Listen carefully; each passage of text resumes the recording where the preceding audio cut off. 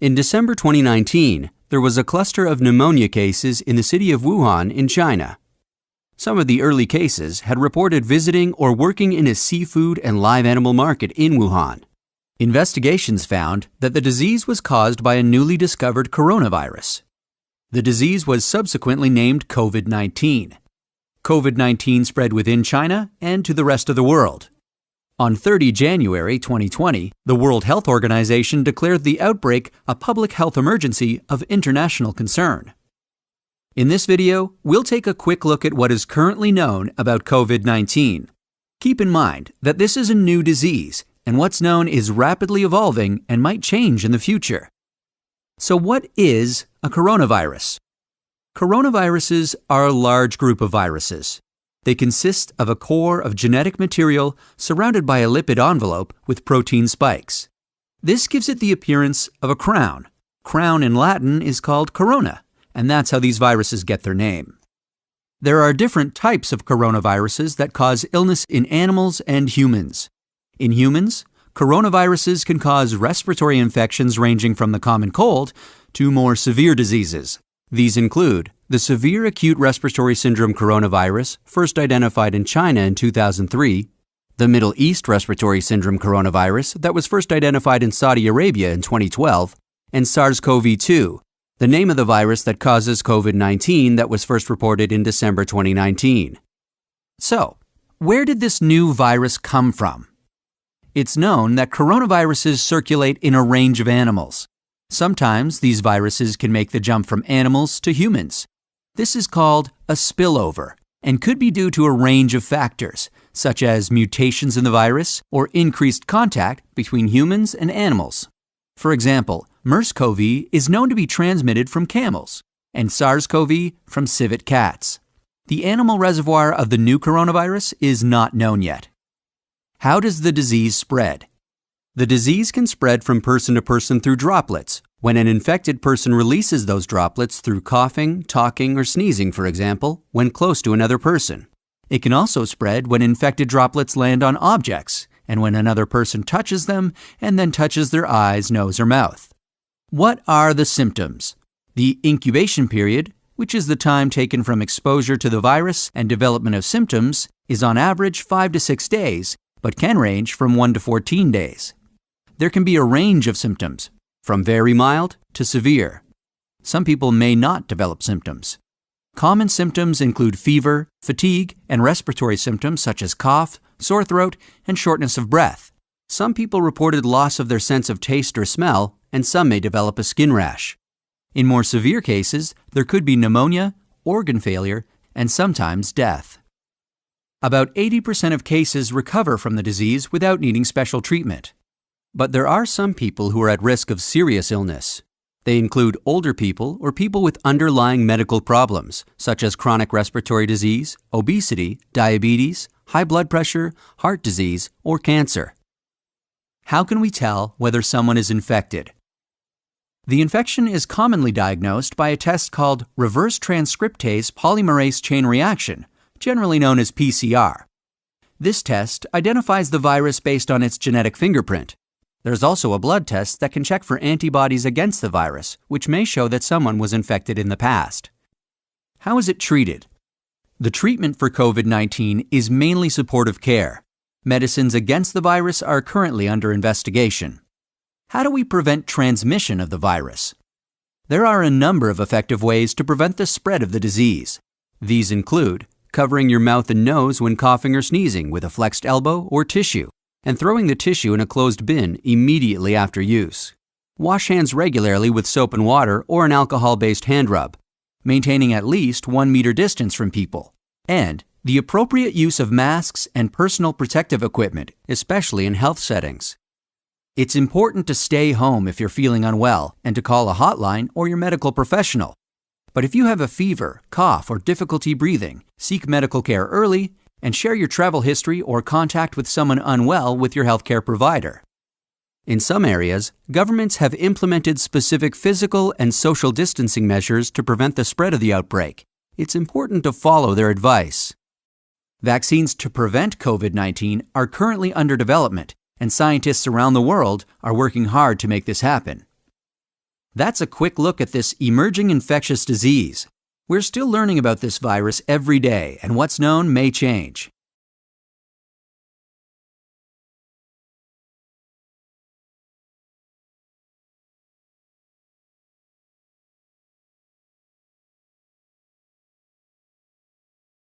Coronaviruses are a family of viruses that cause sicknesses like the common cold, as well as more severe diseases such as Middle East Respiratory Syndrome or severe acute respiratory syndrome. A novel coronavirus is a new strain, one that has not previously been recognized in humans. Coronaviruses cause diseases in mammals and birds. A zoonotic virus is one that is transmitted between animals and people. When a virus circulating in animal populations infects people, this is termed a spillover event. It is speculated that the 2019 novel coronavirus, or COVID-19, originated in bats and was transmitted to humans, possibly with pangolins as an intermediate host. Unfortunately, COVID-19 is now spreading from human to human as well. COVID-19 has surpassed the SARS death toll in a matter of weeks. Even though the death rate is much lower, it spreads faster. Early data suggests that in around 82% of cases, symptoms are relatively mild. The illness begins and ends in the lungs. However, the remainder of cases are severe or critical, typically in older or immunocompromised individuals. How does COVID-19 affect the body? The virus is fitted with protein spikes sticking out of the envelope that forms the surface and houses a core of genetic material. Any virus that enters your body looks for cells with compatible receptors, ones that allow it to invade the cell. Once they find the right cell, they enter and use the cell's replication machinery to create copies of themselves. It is likely that COVID-19 uses the same receptor as SARS, found in both lungs and small intestines. It is thought that COVID-19 shares many similarities with SARS, which has 3 phases of attack: viral replication, hyperreactivity of the immune system, and finally pulmonary destruction. Early on in infection, the coronavirus invades 2 types of cells in the lungs: mucus and cilia cells. Mucus keeps your lungs from drying out and protects them from pathogens. Cilia beat the mucus towards the exterior of your body, clearing debris, including viruses, out of your lungs. Cilia cells are the preferred hosts of SARS-CoV and are likely the preferred hosts of the new coronavirus. When these cells die, they slough off into your airways, filling them with debris and fluid. Symptoms include a fever, cough, and breathing difficulties. Many of those infected get pneumonia in both their lungs. Enter the immune system. Immune cells recognize the virus and flood into the lungs. The lung tissue becomes inflamed. During normal immune function, the inflammatory process is highly regulated and is confined to infected areas. However, sometimes the immune system overreacts, and this results in damage to healthy tissue. More cells die and slough off into the lungs, further clogging them and worsening the pneumonia. As damage to the lungs increases, stage 3 begins, potentially resulting in respiratory failure.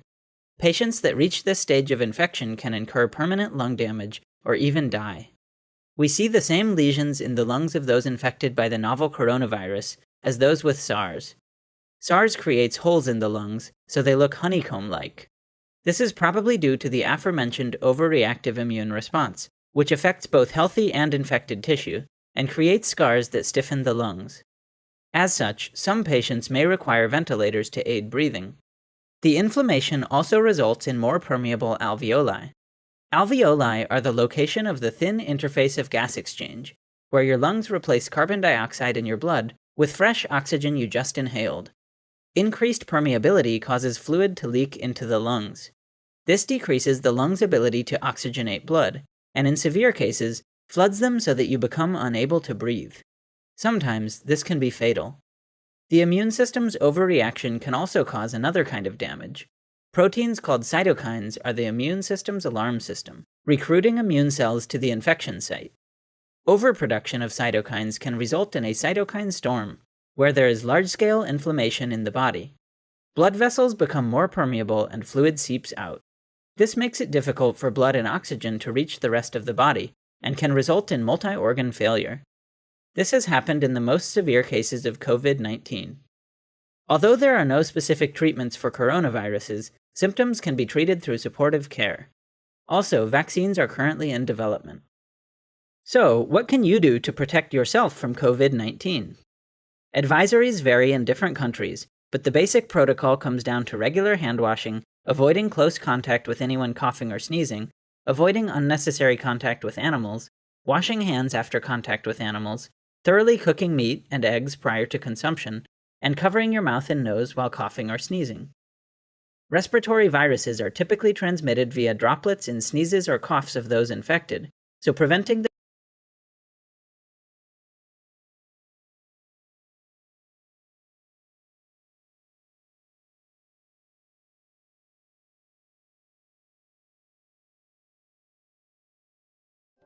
All COVID-19 vaccines being developed aim to produce immunity to the SARS-CoV-2 virus by stimulating an immune response to an antigen, usually the characteristic spike protein found on the surface of the virus.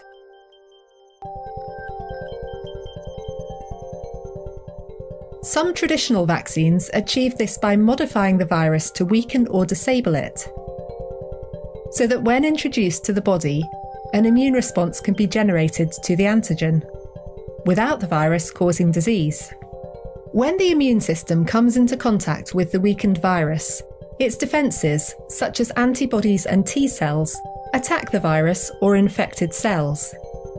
In the process, specialised memory cells take note of the specific antigen and prime the immune system to produce cells and antibodies that will quickly target these proteins.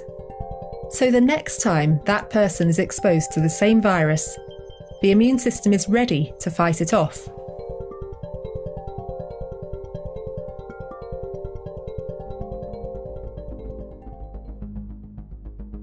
Instead of using the whole virus, another way to trigger immunity involves using just fragments of it, like the spike proteins.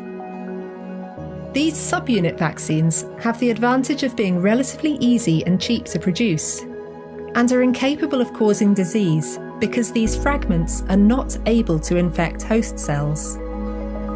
However, they are less likely to be recognised by immune cells aimed at attacking infected cells, which means they may trigger a weaker immune response. Because of this, subunit vaccines often include chemical agents called adjuvants, which are designed to stimulate a stronger immune response, and booster shots may also be required.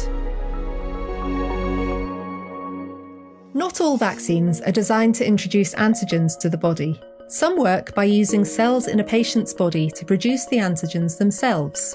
Examples include viral vector vaccines and mRNA vaccines. In both cases, the goal is to get a short fragment of genetic code taken from the target pathogen, in this case the SARS-CoV-2 virus that causes COVID-19, into the patient's cells. By hijacking the cellular mechanisms, these kinds of vaccines mimic the way viruses normally reproduce during natural infection. But rather than creating copies of the virus, the cells only produce large amounts of antigen that then usually trigger a strong immune response.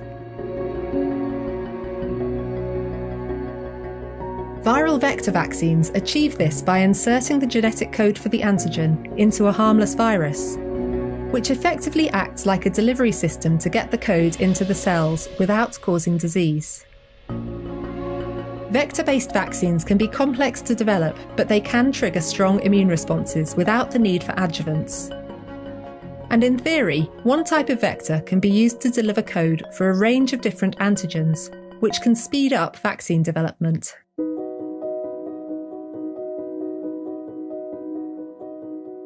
Nucleic acid vaccines, like mRNA and DNA vaccines, also involve inserting genetic code into cells to produce antigens. But instead of using viruses to deliver the code, these vaccines take a more direct approach that involves inserting the code directly into cells, either by attaching it to a molecule or by forcing it into cells using a gene gun. These vaccines can be quick and cheap to develop, but they are a relatively new technology.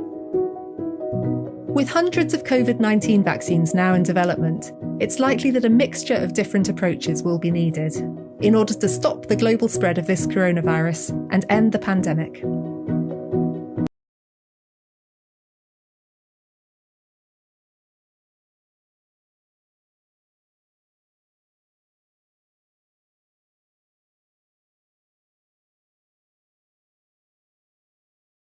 Out of all the coronavirus cases in the world, 1 out of every 5 is in the United States. Despite hard lessons in the spring and restrictions over the summer, infections are still rising. New York City schools are closing today, and students will be learning from home.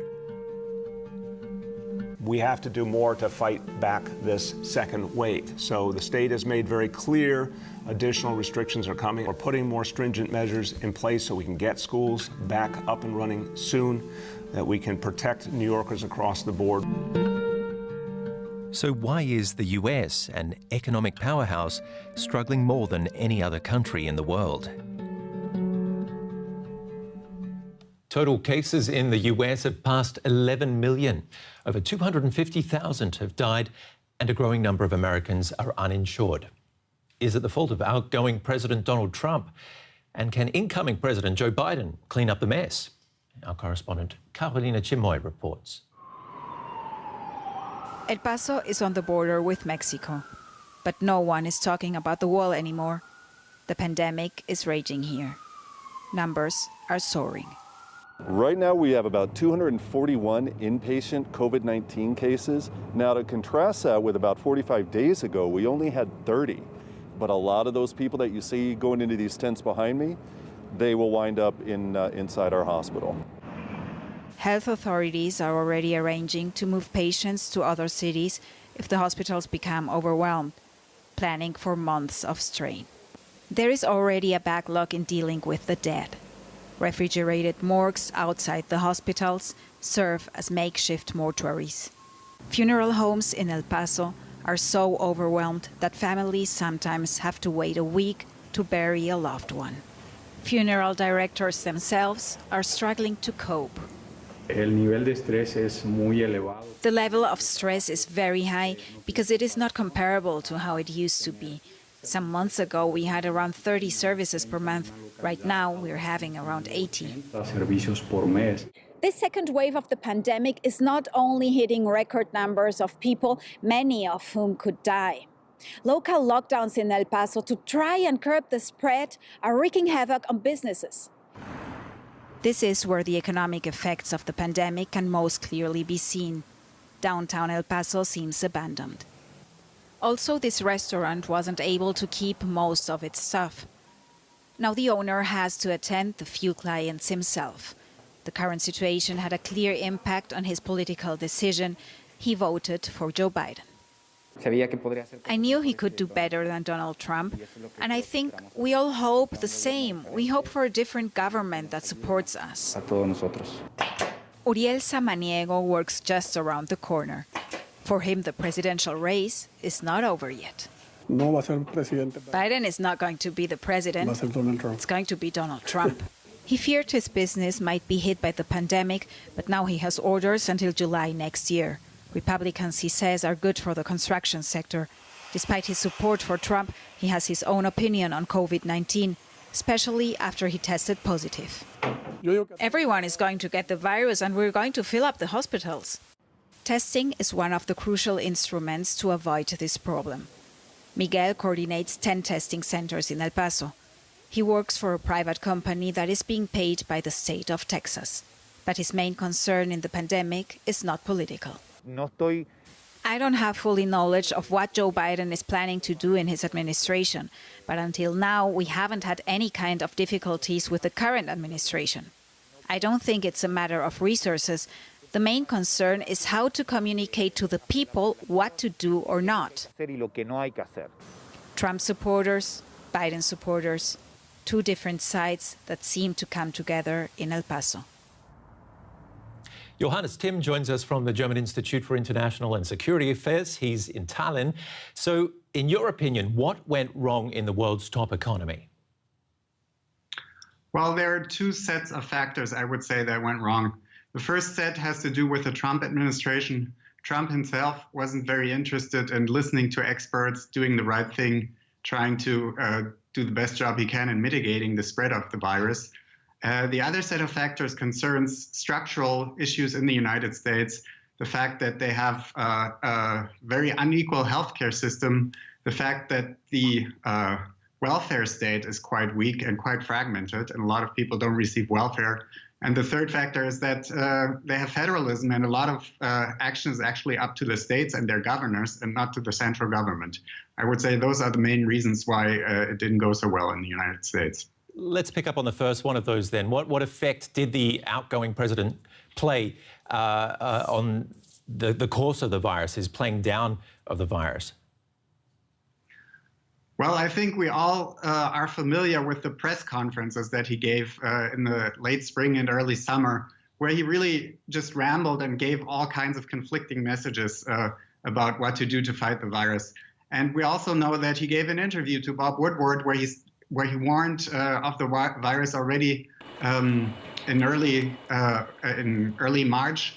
But then he played it down to the public because he didn't want to hurt the economy, and he wanted the stock market to do well.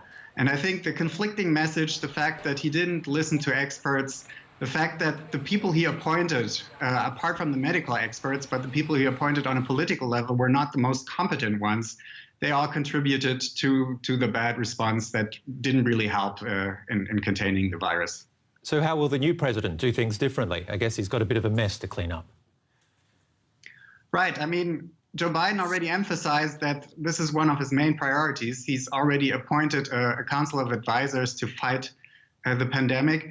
At this point, he's kind of in a bind because at the moment, the virus is really spreading rapidly and is kind of out of control. So I wouldn't expect him to fix the problem soon after he enters office on the 20th of January. I think it will be quite hard at this point to contain the virus. The people are tired of restrictions, of lockdowns. And I'm afraid that I think the solution will only come when a vaccine is approved and widely distributed. One positive, in your study, you wrote these huge aid packages helped stop poverty from growing in the US. But that aid's temporary. What now, and what's that mean for Americans' health? Right. The four aid packages that were passed by Congress had a volume of over $2 trillion, and they actually did quite a lot to mitigate the economic damage of the pandemic. They provided a stimulus to the economy, and they also helped simple people to make ends meet. Included in that was a $1,200 check for every adult citizen below a certain income group. Plus, they actually extended unemployment aid and lifted unemployment aid to $600 per week, which at first actually lowered the poverty rate. Despite the bad economy, poverty actually went down. But those measures expired at the end of July, and Congress has not been able to agree on an extension. So I think that's also one thing that Biden is going to try to do, is get Congress to pass another aid package. Even if you are well off, you're not going to be spared from the coronavirus, are you? I mean, if everyone else around you is in a worse situation or affected by the virus.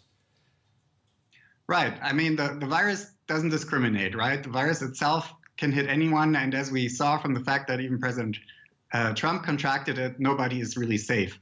On the other hand, the effects of the virus have been very unequal.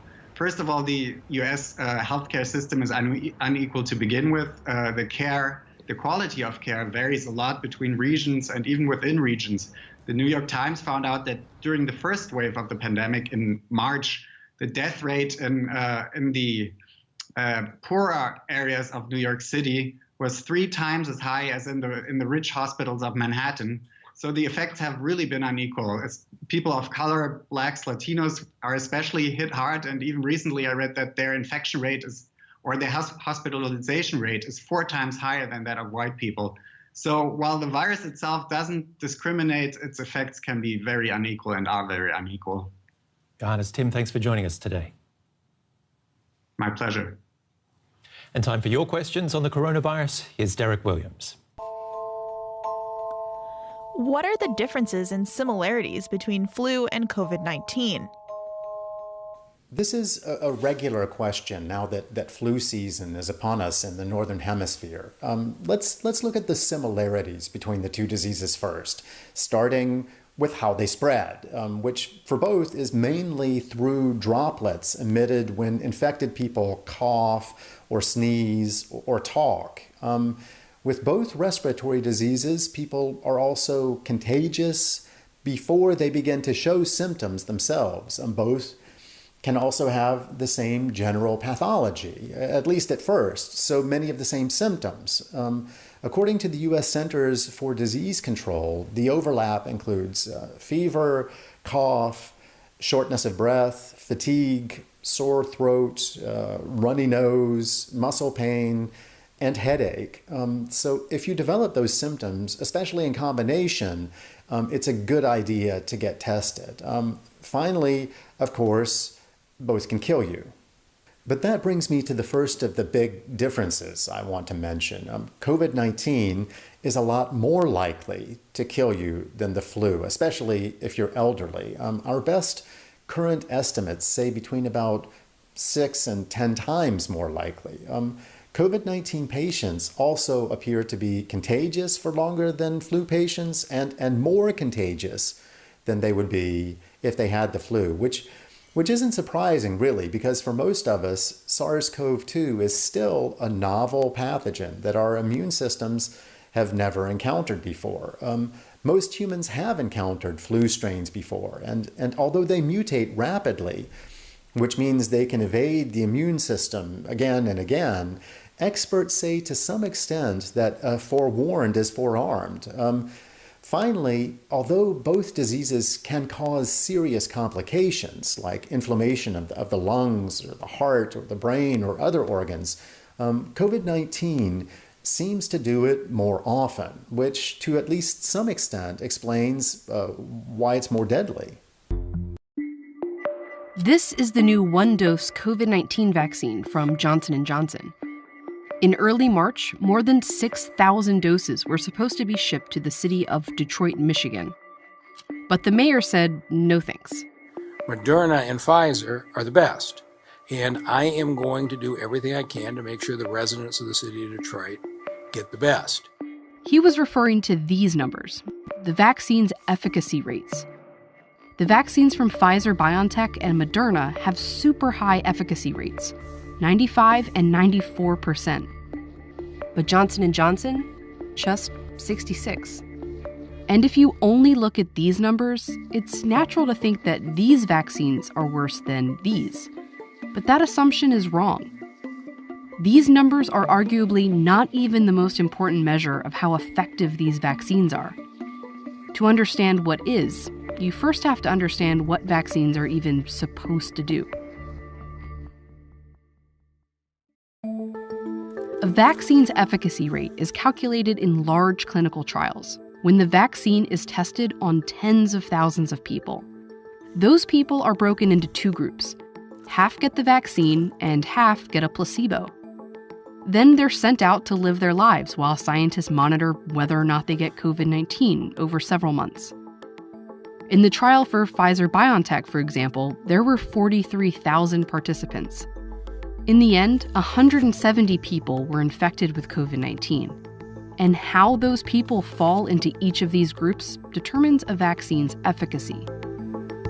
If the 170 were evenly split, that would mean you're just as likely to get sick with the vaccine as without it, so it would have a 0% efficacy. If all 170 were in the placebo group and 0 people who got the vaccine were sick, the vaccine would have an efficacy of 100%. With this particular trial, there were 162 in the placebo group and just 8 in the vaccine group. It means those who had the vaccine were 95% less likely to get COVID-19. The vaccine had a 95% efficacy. Now, this doesn't mean if 100 people are vaccinated, 5 of them will get sick. Instead, that 95% number applies to the individual. So each vaccinated person is 95% less likely than a person without a vaccine to get sick each time they're exposed to COVID-19. And every vaccine's efficacy rate is calculated in the same way. But each vaccine's trial might be done in very different circumstances. So one of the biggest considerations here when we look at these numbers is the timing in which these clinical trials were performed. This is the number of daily COVID-19 cases in the U.S. since the pandemic began. The Moderna trial was done completely in the US, here in the summer. The Pfizer-BioNTech trial was primarily based in the US too, and at the same time. Johnson & Johnson, however, held their US trial at this time, when there were more opportunities for participants to be exposed to infections. And most of their trial took place in other countries, primarily South Africa and Brazil. And in these other countries, not only were case rates high, but the virus itself was different. The trials took place as variants of COVID-19 emerged and became dominant infections in these countries, variants that are more likely to get participants sick. In South Africa, most of the cases in the Johnson & Johnson trial were that of the variant, not the original strain that was in the US over the summer. And despite that, it still significantly reduced infections. If you're trying to make one-to-one head-to-head comparisons between vaccines, they need to have been studied in the same trial with the same inclusion criteria in the same parts of the world at the same time. If we were to take Pfizer and Moderna's vaccine and redo their clinical trial at the same time that we did J&J's clinical trial, we might see quite different efficacy numbers for those. These efficacy numbers really just tell you what happened in each vaccine's trial, not exactly what will happen in the real world. But many experts argue this isn't even the best number to judge a vaccine by anyway, because preventing any infection at all is not always the point of a vaccine. The goal of a vaccine program for COVID-19 is not necessarily to get to COVID-0, but it's to tame this virus, to defang it, to remove its ability to cause serious disease, hospitalization, and death. It helps to look at the different outcomes of an exposure to COVID-19 like this. The best case scenario is you don't get sick at all. The worst case is death. In between, there's being hospitalized, severe to moderate symptoms, or having no symptoms at all. In the absolute best circumstances, vaccines give you protection all the way to here. But realistically, that isn't the main objective of COVID-19 vaccines. The real purpose is to give your body enough protection to cover these possibilities. So if you do get an infection, it feels more like a cold than something you'd be hospitalized for. And this is one thing that every one of these COVID-19 vaccines do well. In all these trials, while some people in the placebo groups were hospitalized or even died from COVID-19, not one fully vaccinated person in any of these trials was hospitalized or died from COVID-19. One thing that I wish that Mayor would have understood was that all three vaccines have essentially 100% effectiveness in protecting from death. The mayor of Detroit did backtrack and said he'd start taking Johnson & Johnson doses because it's still highly effective against what we care about most. Efficacy matters, but it doesn't matter the most. The question isn't which vaccine will protect you from any